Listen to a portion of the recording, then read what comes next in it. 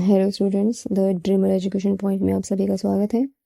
आज हम क्लास 6 की इंग्लिश की बुक पूर्वी की यूनिट 4 की एक पोएम करने वाले हैं। पोएम का नाम है द विनर और इसकी पोइटेस हैं जॉर्जिया हर्ड। चलिए पोएम स्टार्ट करते हैं। Let's do these activity before we read. So यहाँ पे हमें चैप्टर को यानी कि जो पोएम है उसे रीड करने से पहले एक एक्टिविटी गिवन है, उसे करना है। लुक एट दिस पिक्चर, यानी कि यहाँ पे कहा गया है कि इस पिक्चर को आप ध्यान से देखिए और इस पिक्चर पे बेस्ड आपसे कुछ क्वेश्चन पूछे जाएंगे और आपको उनके आंसर करने हैं। तो पिक्चर में हम देख सकते हैं कि यहाँ पे जो है बच्चे हैं जो खेल रहे हैं और इवनिंग का टाइम है, क्योंकि आप इनके शेडो से देख सकते हैं कि सन जो है वो जो है डूबने वाला है, तो उसकी शेडो यहाँ पे बन रही है। मीन्स ये कि इवनिंग का यहाँ पे कुछ सीनरी शो की गई है। क्वेश्चन देख लेते हैं इनका पहला। What are these children doing, यानी कि इस क्वेश्चन में क्या पूछ रहे हैं आपसे कि बच्चे क्या कर रहे हैं। तो इसका सोल्यूशन है दीज चिल्ड्रन आर प्लेइंग, ये जो बच्चे हैं वो खेल रहे हैं। सेकंड क्वेश्चन है where do you think they are, आपको क्या लगता है ये बच्चे कहाँ पर हैं।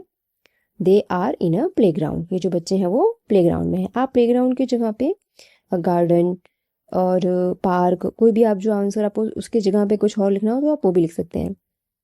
नेक्स्ट क्वेश्चन है what is the time of the day, यानी कि ये जो दिन का कौन सा समय है, मतलब दिन जो है उसमें कौन सा टाइम हो रहा है।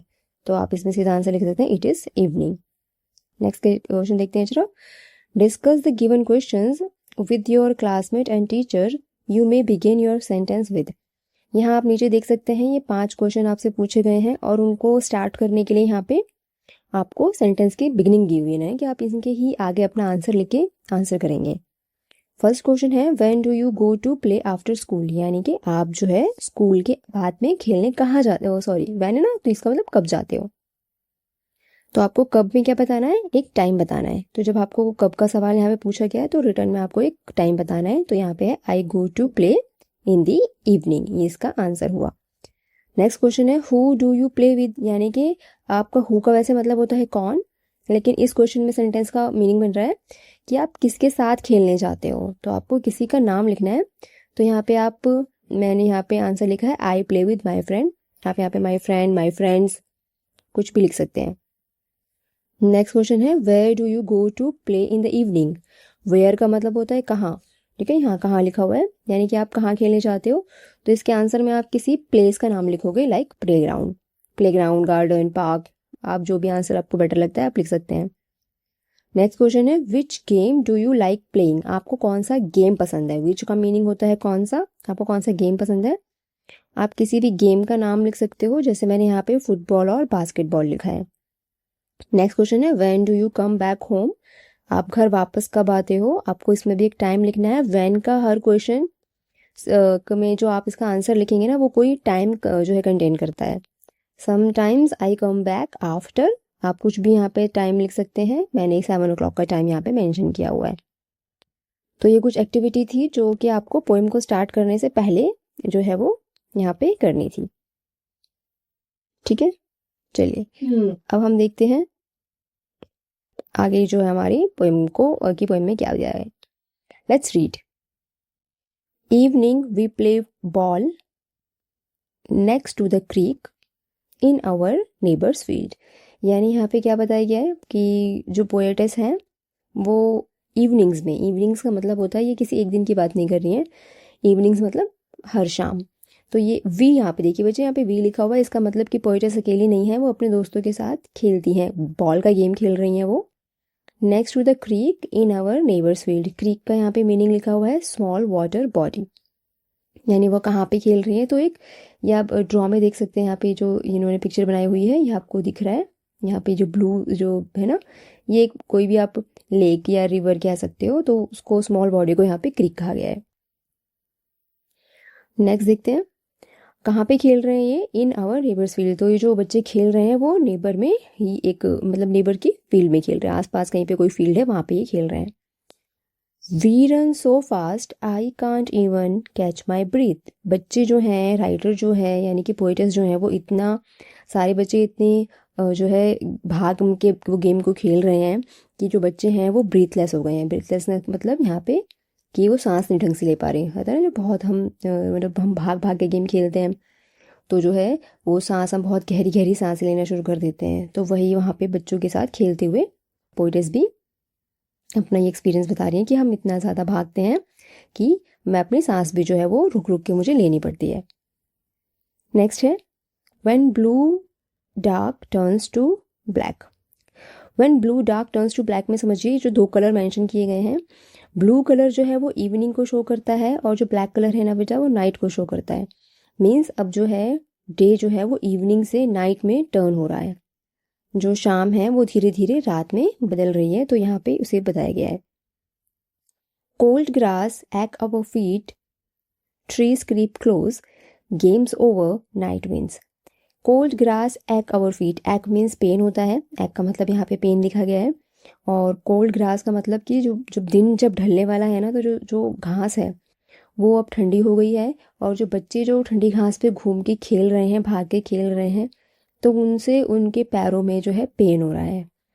ट्री क्रीप क्लोज, अब क्रीप का मतलब यहाँ पे लिखा गया है moving slowly.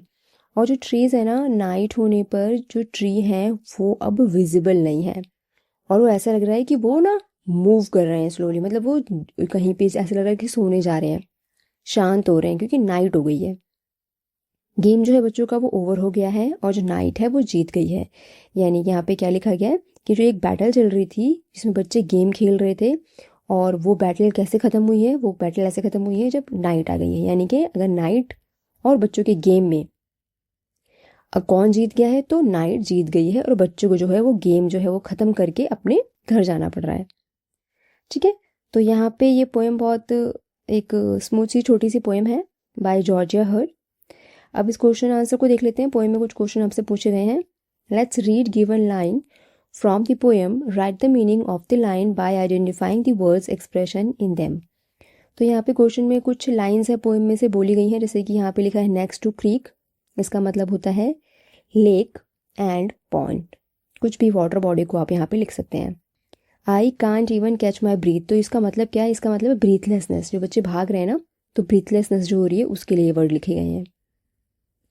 When blue dark turns to black, इसका मतलब क्या है कि इवनिंग जो है ना वो नाइट में टर्न हो रही है, यानी कि इवनिंग चेंज हो रही है नाइट में। ट्रीज क्रीप क्लोज का मतलब है tree seems to move closer as darkness falls, यानी कि जो ट्रीज हैं वो ऐसा लग रहा है कि वो मूव कर रहे हैं, क्यों, क्योंकि डार्कनेस हो गई है। नेक्स्ट क्वेश्चन में फिलअप्स देख लेते हैं। द चिल्ड्रन प्ले, बच्चे क्या खेल रहे हैं, तो बच्चे जो है वो बॉल खेल रहे हैं। इन द डैश, कब खेल रहे हैं, इवनिंग में खेल रहे हैं। इन द नेबर्स फील्ड, कहाँ खेल रहे हैं, नेबर्स की फील्ड पे खेल रहे हैं। दे रन सो डैश, वो बहुत ज़्यादा कैसे भाग रहे हैं, फास्ट भाग रहे हैं। That they run out of breath, जो है ना आउट ऑफ ब्रीथ हो रहे हैं वो।